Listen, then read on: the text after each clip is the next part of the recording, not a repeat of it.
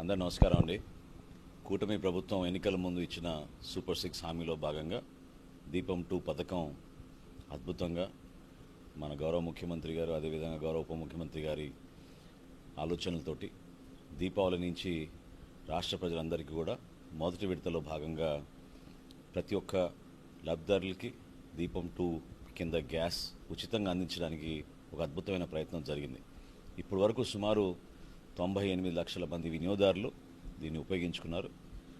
మార్చి 31వ తారీఖు వరకు ఇంకా సమయం ఉంది కాబట్టి దయచేసి మన రాష్ట్రంలో అర్హత ఉన్న లబ్ధిదారులందరూ కూడా ఉచిత గ్యాస్ పథకం దీపం 2 కింద పొందే విధంగా మీరు ఇమీడియట్గా నమోదు చేసుకోవాల్సిన అవకాశం ఉంది.